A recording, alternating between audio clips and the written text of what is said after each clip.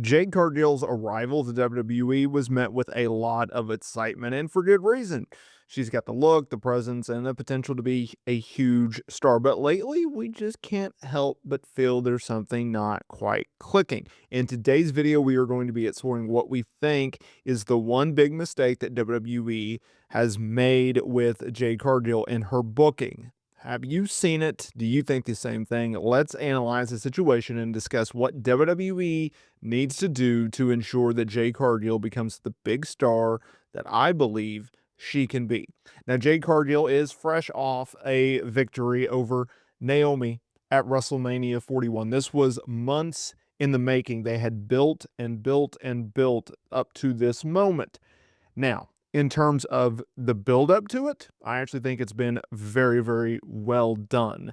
More on that in a minute. Let's talk about the match for a minute. It was a simple yet effective contest. It was playing to the strengths of both women, hiding the weaknesses. And regardless of what you think with Jade Cargill, she is still very green in the ring.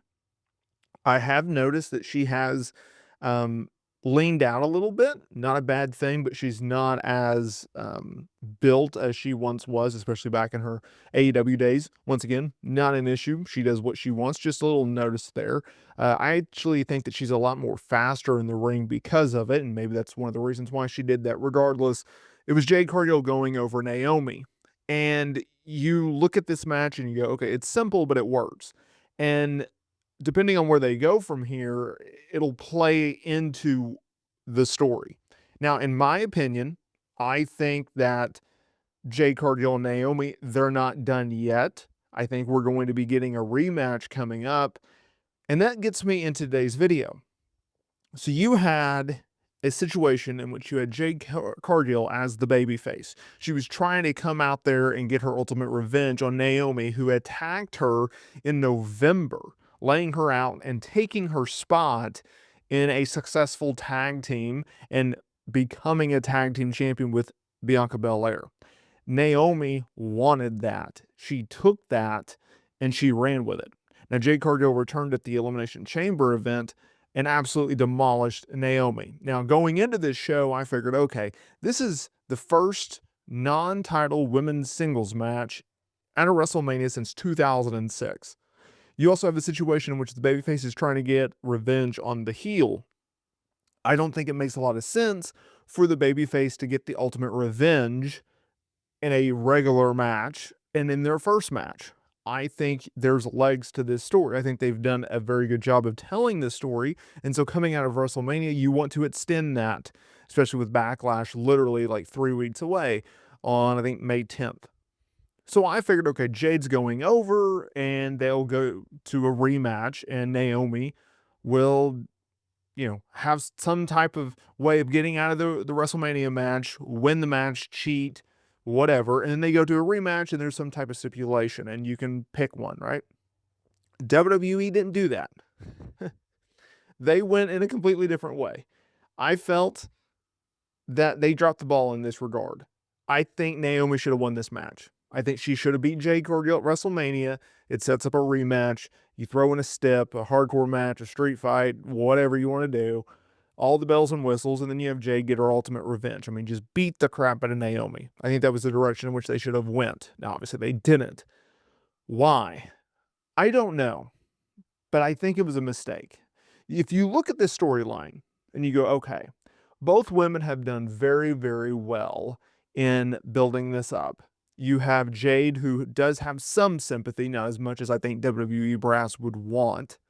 And you have Naomi, who really has gravitated toward this character and has really built on this character and really adapted her personality to it and really got behind it, from her look to, I think her music sucks, but that's just a WWE problem. But she had to change it up at least, right? It's a little bit more of an edgier type character, so you might as well change it.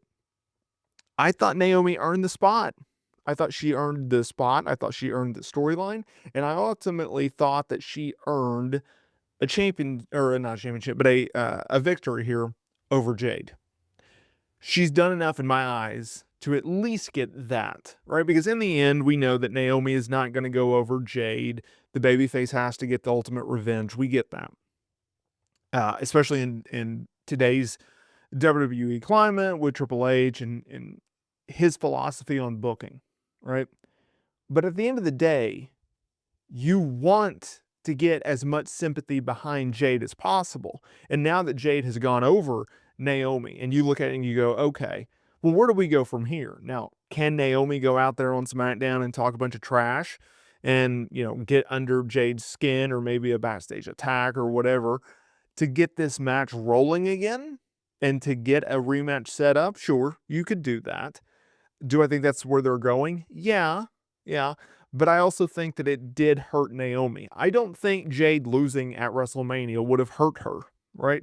Especially if she got cheated or it was a crap finish where like Naomi barely got by.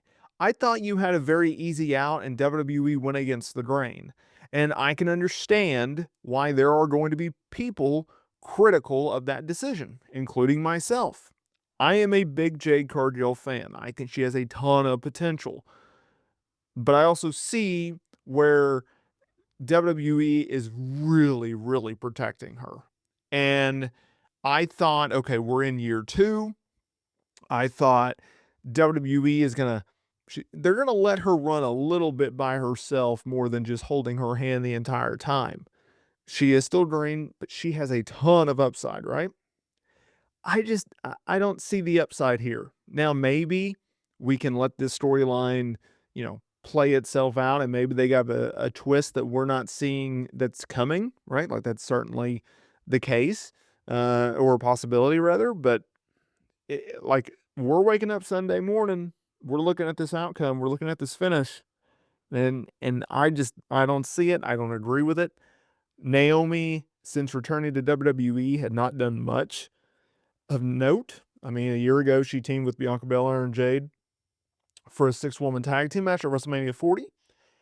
And she was in a title picture here and there, but nothing of note. And they gave her an inch and she took a mile with this storyline. And I just think that she earned the right to go over, earned the right to beat Jade. But obviously they felt differently. Now, I would like to know what y'all think down in the comments area below. Do you think Jade should have went over? Do you think Naomi should have went over? Did WWE make the right call? Did WWE make the wrong call? That is something in which y'all can debate down in the comments area below. I'd love to hear what you have to say.